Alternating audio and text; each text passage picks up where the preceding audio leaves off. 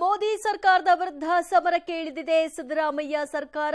7ನೇ ತಾರೀಕಿನಂದು ಮೋದಿ ಸರ್ಕಾರವನ್ನ ಖಂಡಿಸಿ ಪ್ರತಿಭಟನೆಗೆ ನಿರ್ಧಾರವನ್ನ ಮಾಡಿಕೊಂಡಿದ್ದಾರೆ.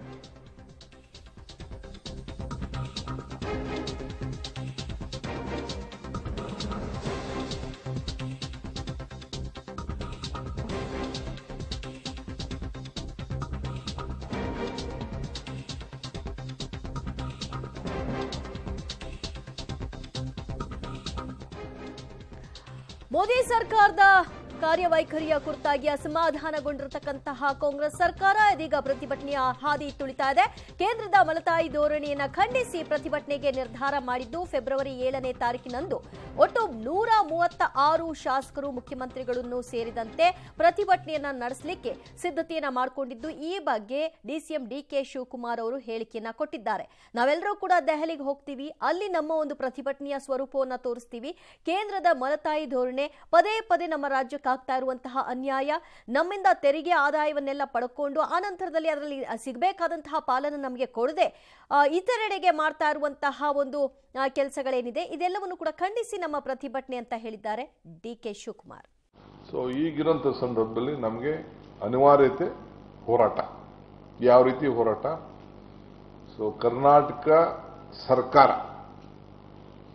ಮುಖ್ಯಮಂತ್ರಿಗಳ ನೇತೃತ್ವದಲ್ಲಿ, ಮುಖ್ಯಮಂತ್ರಿಗಳ ಸಮೇತ ನಾವೆಲ್ಲ 136 ಪ್ಲಸ್ 2 138 ಶಾಸಕರು, ನಮ್ಮ ವಿಧಾನ ಪರಿಷತ್ತಿನ ಸದಸ್ಯರು, ನಾವೆಲ್ಲ 6ನೇ ತಾರೀಕು ರಾತ್ರಿ ದೆಹಲಿಗೆ ತಲುಪಿ 7ನೇ ತಾರೀಕು ಬೆಳಗಡೆ ನಾವೆಲ್ಲ ದೆಹಲಿಯಲ್ಲಿ ನಮ್ಮ ಪ್ರತಿಭಟನೆಯನ್ನು ವ್ಯಕ್ತಪಡಿಸಬೇಕು. ನಮ್ಮ ಹೋರಾಟ, ನಮ್ಮ ಧ್ವನಿಯನ್ನ ದೆಹಲಿಯ ಸರ್ಕಾರಕ್ಕೆ ಮುಟ್ಟಿಸಬೇಕು. ಆ ರೀತಿ ನಮ್ಮ ಹೋರಾಟವನ್ನು ನಾವು ಹಮ್ಮಿಕೊಂಡಿದ್ದೇವೆ.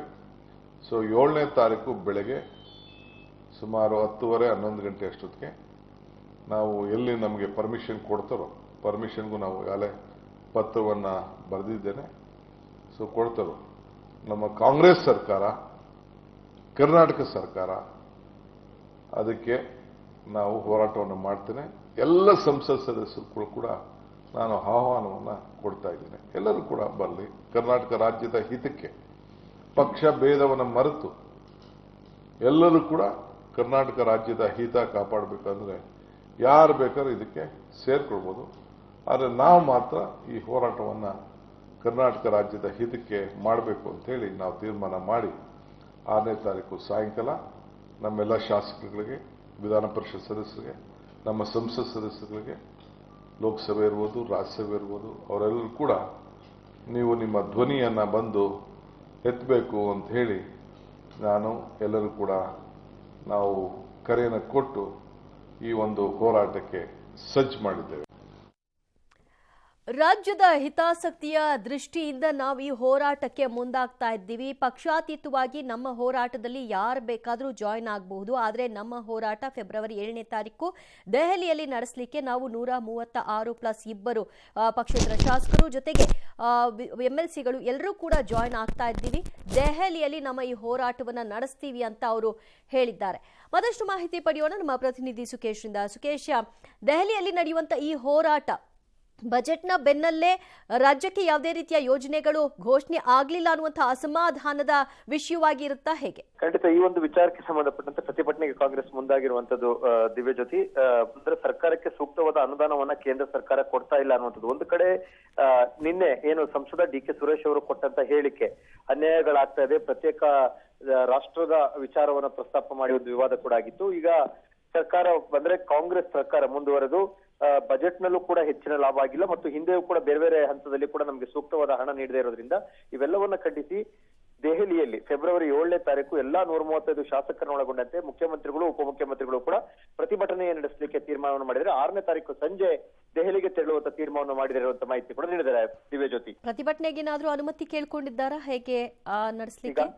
ದಿವ್ಯಜ್ಯೋತಿ ಈಗಾಗಲೇ ಅನುಮತಿಯನ್ನು ಕೂಡ ಕೇಳಿದೀವಿ ಅನ್ನುವಂತ ಮಾತನ್ನು ಕೂಡ ಡಿಸಿಎಂ ಡಿ.ಕೆ. ಶಿವಕುಮಾರ್ ಹೇಳಿದ್ರೆ. ಎಲ್ಲಿ ಅನುಮತಿಯನ್ನು ಕೊಡ್ತಾರೆ ಅನ್ನೋದು ಕೂಡ ಇನ್ನು ತೀರ್ಮಾನ ಆಗಿಲ್ಲ. ಅವರು ಅನುಮತಿಯನ್ನು ಕೊಡ್ತಾರೆ, ನಾವು ಈಗಾಗಲೇ ಪತ್ರವನ್ನು ಕೂಡ ಬರೆದಿದ್ದೀವಿ ಅನುಮತಿ ಕೇಳಿ ಅನ್ನುವಂತ ಮಾತು ಕೂಡ ತಿಳಿಸಿದ್ದಾರೆ ದಿವ್ಯಜ್ಯೋತಿ. ಥ್ಯಾಂಕ್ ಯು ಸುಕೇಶ್ ನಿಮ್ಮೆಲ್ಲ ಮಾಹಿತಿಗೆ.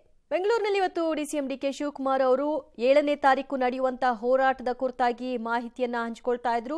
ಮೋದಿ ಸರ್ಕಾರ ಮಲತಾಯಿ ಧೋರಣೆಯನ್ನ ತೋರ್ತಾ ಇದೆ ರಾಜ್ಯದ ವಿಚಾರವಾಗಿ. ಒಂದು ಬರ ಪರಿಹಾರದ ವಿಷಯದಲ್ಲೂ ಕೂಡ ನಮಗೆ ಸಿಗಬೇಕಾದಂತಹ ಪರಿಹಾರ ಲಭ್ಯವಾಗಲಿಲ್ಲ. ಎಲ್ಲ ಹಂತಗಳಲ್ಲೂ ಇದೇ ರೀತಿಯಾಗಿ ನಡೀತಾ ಇರೋದ್ರ ವಿರುದ್ಧ ನಮ್ಮ ಹೋರಾಟ ಅಂತ ಹೇಳಿದ್ದಾರೆ.